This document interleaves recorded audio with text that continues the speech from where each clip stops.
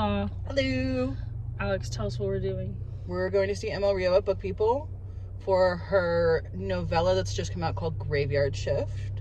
Yes. It's a horror novella that I have already listened to, and I really like it. And I haven't. She wrote If We Were Villains, which is one of the best books of all time. Which I'm going to repurchase. Yay! Yay! Like we said, me and Alex are heading to Book People for the last stop of ML Rio's tour for her new novella, The Graveyard. And fun fact, this is my first real book event. But there she is, Miss ML Rio herself. She's even more gracious in person. She shared a lot about, her character creation and the themes that, brought the book together. And here we are getting them signed and meeting ML Rio herself. It was an experience that I won't soon forget. I want to take this time to shout out Book People. Thank you for having us. Thank you for hosting. Thank you to ML for sharing your time, your talent, and your words. Okay, Kylie. Immediate thoughts. What'd you think? Did you have fun? I had fun. Uh-huh. I was a little overwhelmed. Okay. With, I don't know. Okay. It's okay. I mean, it's kind of like a lot. Like the people and stuff? Yeah. Yeah. I don't think I like Q&As. Oh. I think is maybe what it is. That's fair. Because I don't think this all the time, but part of it seems very, self-congratulatory at times, where it's like, oh, I want to think of a good question, and then being like, oh, that wasn't good enough because X, Y, that's pretentious. And then You're talking about, you, like a person in the audience? Yeah. I find that most people in the audience are dumb. That's fair. Like that one girl that I looked at you for. Yeah. I was like, no, I know. They're fucking different books. No, They're I know. not the same characters. What do you want her to say? I know. Okay, do you want to hear what my question would have been if I'd gotten to ask another one? I do think that me asking about her next novel, I think that's I think that's very cute. I think that's a way. Especially since she didn't talk about it much. If she talked about it, more, if she hadn't just been like, it's coming out I was next going to say year. that it almost felt like you were trying to do her publicity for her. And being like, her next, you seem like a plant. I don't plant vibes from you, but I'm saying that I'm would be just the kind crazy of and I question. just asking about the next No, one. absolutely. But because that's also normal. No, I'm with you. No, because I was like, and because I was the first one too, that was weird.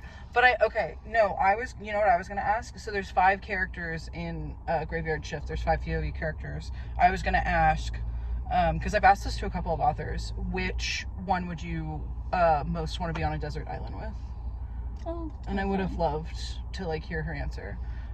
One time I asked TJ Klune that, and then he said the answer, and I was like, it's really obvious out of the group that I asked of, and I was like, that was kind of throwaway, but it got him to talk about that series that he wasn't there to talk about, so it was kind of cool. I like when people ask stuff like that, and people were more, the questions weren't great. I've been at some events where people ask some really good questions, or ask really good questions about craft. He wasn't great.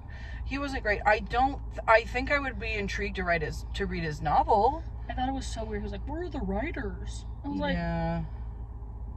like, what are you talking about? No, he could have had a better MC. But I will say that I think I'll let ML Rio do some of her self-congratulating because her book was kind of a random... No. I think that the author is, I understand why I did not mean it like that. I meant the self-congratulation is the people that interact with it. Oh, because the author is there too, you know what I mean? But they're that's asking, why they're there. Okay, that makes way more sense. So you're talking about the people that are asking questions of I really loved your ability to craft different such characters. Well-written. It was blank. They mostly asked a question so that they could say the first part that wasn't a question, and then they teed up a question that was so how was that?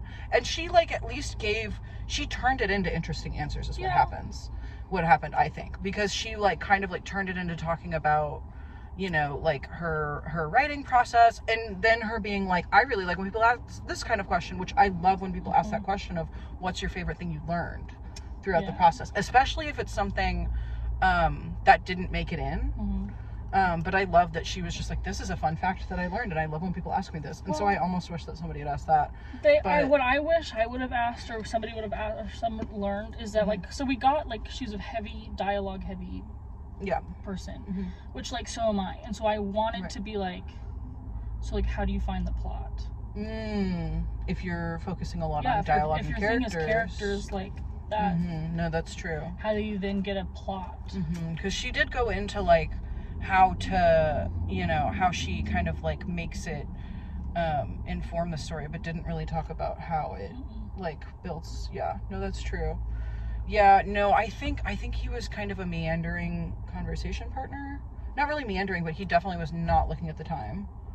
Which I feel like is, and they showed, like, things of, like, how much time he had left, and he was not paying attention to those. Yeah, so like they had like a 15 minutes up, and it was up for so long, and I'm like, it's definitely up because they haven't made eye contact with him, and he, like, didn't really have, and like, on top of that, they also started late, which is fine, but, like, they started almost 10 minutes late, which would have had me being like, hey, let's get down to, like, the nitty gritty of this and get the show on the road. Yeah. But instead he was just kind of, like, not really setting her up for, like, I mean, like, again, I feel like she was a much better conversation partner than he was. I think that she was maybe not uncomfortable is the wrong word, but here's the thing, I don't know if she necessarily picked a conversation partner this time. No, that's what I'm saying, is that it seemed to me that she was almost uncomfortable because she would try to then throw it back on him, which I think you only do when you're like, what do you want me to say to this?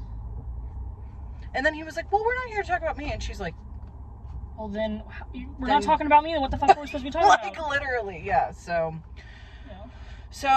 you know, but would you still go to more book events? The answer is yes, but, like, I can't imagine. I don't know what the situation would be. Just because, like, I don't.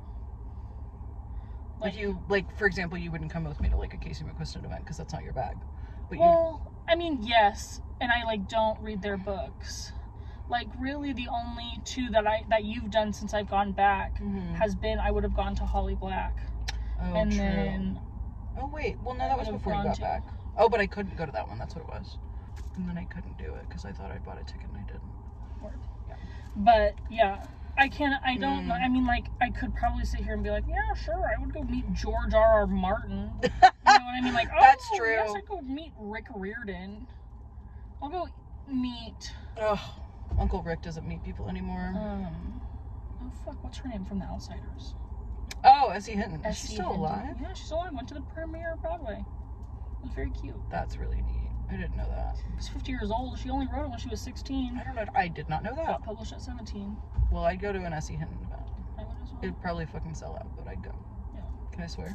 Yeah, I guess. Well, I'm glad that I took you with me, because I had a really nice time. No, I had a great time. No complaints here. No, I know. I just don't know the situation in which I would go see it.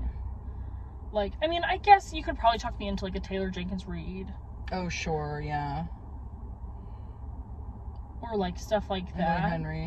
Emily Henry. I guess Emily Henry I would actively try to go see, I guess. I think. But, like, everyone else I would be like, I guess I've read. Sign ahead and not meet people. Yeah. I think she's, like, really famous now. No, she's huge. All of her books are New York Times bestsellers. They're crazy. Yeah. But anyway. Book people. May or may not. Yeah, shout out to book people. Shout out to indie bookstores. Like, Emil Rio mentioned that her publisher and, like, publishing in general is very, like, biased towards the Northeast when it comes to, like, touring at all. Like, you know, like... Boston, New York, things like that. But she was like, no, she specifically wanted to come to, like, places in the South and the West and stuff. And I was like, thank God. And she drove for, like, this whole tour, which is crazy. 9,000 miles. That's insane. 9,000 miles is so much. That's cross country twice. Yes.